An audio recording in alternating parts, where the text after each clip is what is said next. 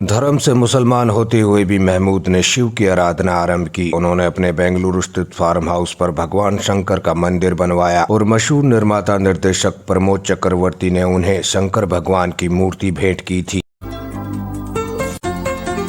एक इंटरव्यू के दौरान महान अभिनेता महमूद ने कहा था कि मैंने सभी धर्मों का सम्मान किया है। मैं मस्जिदों, मंदिरों, गिरजाघरों और गुरुद्वारों में जाता हूं क्योंकि ईश्वर हर जगह है। मैंने खुद से वादा किया था कि अगर मेरी फिल्म कुंवारा बाप हिट हो गई तो मैं वैष्णो देवी जाऊंगा और मैंने ऐसा ही किया। बचपन से ही मुझे लगता है कि भगवान शिव ने मुझ पर कृपा की है। भगवान शिव को महेश के नाम से भी जाना जाता है। वर्षों पहले शोभा खोटे ने एक बार कहा था कि मेरी कोई भी फिल्म जिसमें मेरे किरदार का नाम महेश था हमेशा हिट होती थी। छोटी बहन, लव इन टोक्यो, जिद्दी, तुमसे अच्छा कौन है, दो कलियां, नया जमाना और कुंवारा बाप ऐसे कई फिल्मों के उदाहरण हैं। शोभा खोटे ने एक बार कहा था कि भगवान शिव ने मुझे आशीर्वाद दिया है और तभी अचानक मुझे एक सपना याद आया जो मैंने बचपन में देखा था। सपने में मैं सड़क के किनारे एक स्ट्रीट लैंप के साथ झुक के खड़ा हूँ। शिव के समान माला पहने एक लंबा आदमी मेरी ओर आता है और जो भी उसके रास्ते में आता है उसके टुकड़े टुकड़े हो जाते हैं। वह मेरे पास आता है और मुझे उठाता है। इसके बाद चीखते हुए उठना मुझे आज भी याद है। एक बार महमूद दादा मुनि अशोक कुमार के साथ एक फिल्म में काम कर रहे थे। तभी अशोक कुमार ने मेरे गिरते हुए बालों यानी मेरी ललाट को देखा।